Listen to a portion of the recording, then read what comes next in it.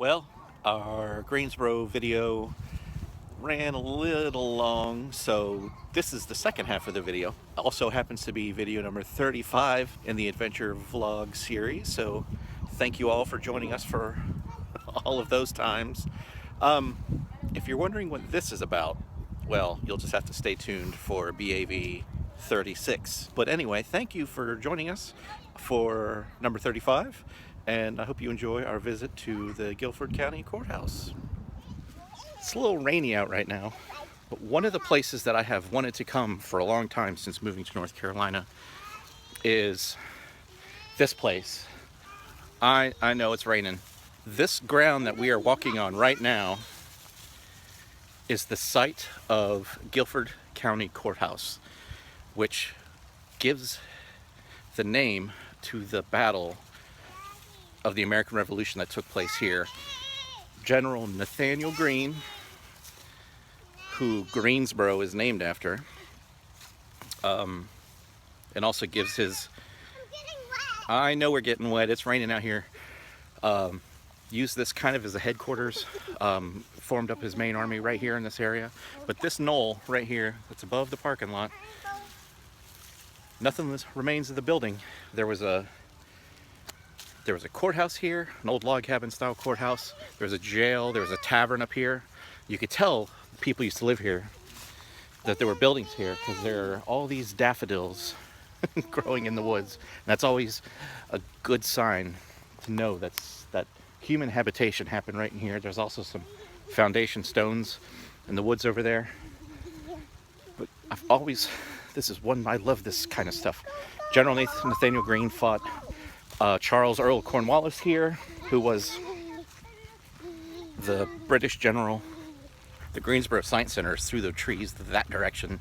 I had no idea that this place was right around the corner from the zoo and the museum.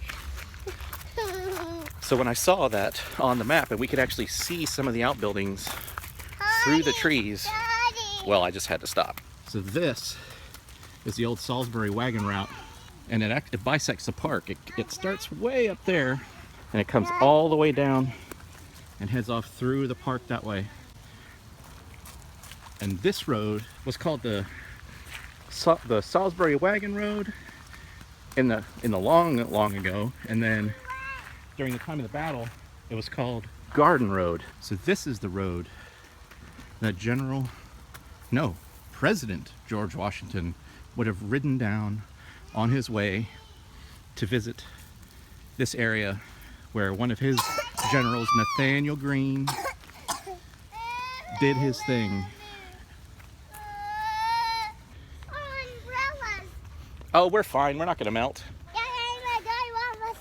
You're a Dilophosaurus, like the one we saw at the zoo? So I don't know if any of that made it onto the recording without having a bunch of children complaining about the rain.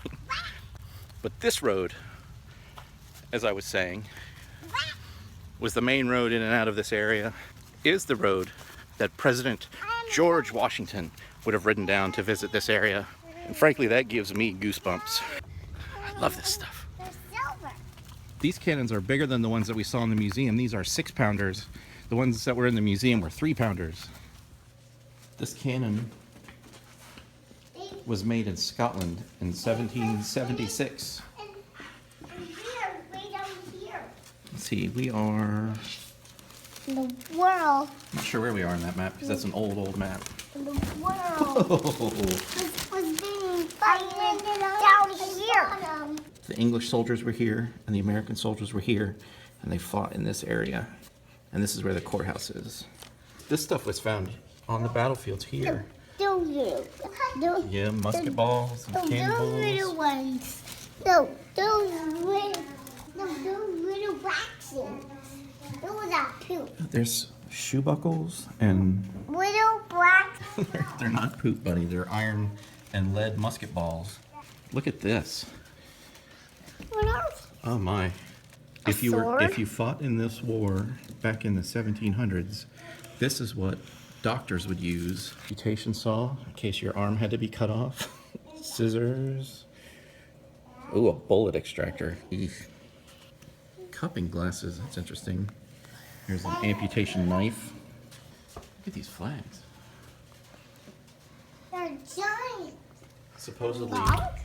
in this trough, Long? Cornwallis's men washed their dirty uniforms. Come on, Daddy, come on, come on. Let's get out. General Greene's artillery consisted of 4 cannons. 4. And he lost all 4 of them to the British during the battle. This was his artillery line looking down that hill towards the road. This says 1755. Daddy, What, buddy? Daddy, All right, Stigi Malik, where are you running? down there. Down there. You want to run down to the next sign? Come on, baby, Stigi Malik. This is the last stop on the tour. Up here is, it's a huge statue of General Nathaniel Greene. So we're gonna head on up there and take a look at this massive statue as we walk along the old garden road. Well, there's old Natty Greene. Revolutionary War hero, defender of North Carolina. There's a quote from Cornwallis on here. It says, "Greene is as dangerous as Washington. I never feel secure when encamped in his neighborhood." That's awesome. Man, that's such a cool statue. Oh, it's very anatomically correct. Of course, generals only rode stallions, of course. Never rode any geldings or mares in any of these historic statues. So, trust me, go to any military battlefield memorial site like this. Unless the horse was famous for being a mare, guaranteed the sculptor made them anatomically correct stallions. Not mares, not geldings.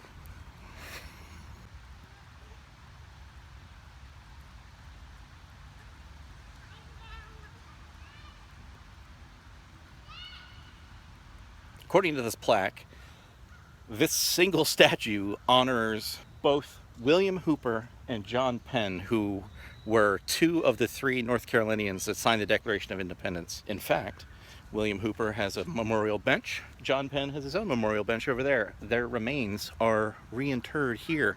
Apparently the 3rd signer from North Carolina of the Declaration of Independence. His grave is lost to history. So, oh, that must be Hooper, because there's a quote from John Adams from 1774 that says, Lee, which Lee would that be? I don't know, but Lee, Henry, and Hooper were the orators of the Congress. And that Henry, of course, is Patrick Henry, give me liberty or give me death and all that jazz. Hooper memorializes both Hooper and Penn. And I need to go fetch my tiny daughter who is running up and down the steps. Oh, here she comes. Come on, BB. There are some big oak trees around here that... Dad, Yes. I'll show you my new Oh. right over there. On the stage, and look at the size of that oak tree.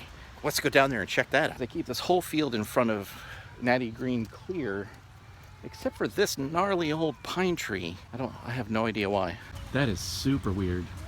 Not only is that pine growing all by itself in that field, but it's a longleaf pine, which is not native to this part of North Carolina.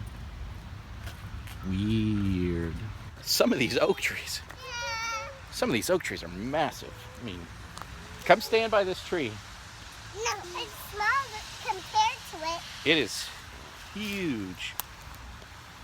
So this tree most certainly saw the battle in 1781. Wow.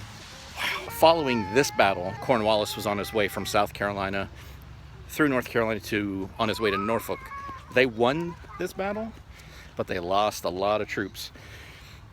And so Greene's victory here kind of helped ensure that the victory at Yorktown would happen.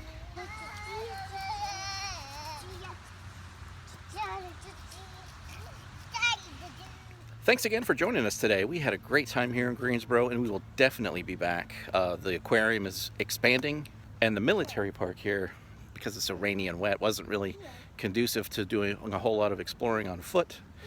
But we had a good time checking out what we did check out. So remember, you can find adventure anywhere. So get out there and find an adventure of your own. And if you want to keep up with our adventures, make sure you hit that subscribe button. We'll see you again. Thanks. Well, thank you for joining us again today. Or no, thank you again. Thank you again for joining us today. So remember, so stop touching your face, Brian. Thank you again for joining us today. Had a good time hanging out here in the sort of central park area of Greensboro. I'm not really sure what you'd call it. It's all this big whole natural area, all connected with the museum and the military park. Why am I rambling? That's stupid. Thanks again. Thanks again for joining us today. We'll definitely be back here to the. Thank you again.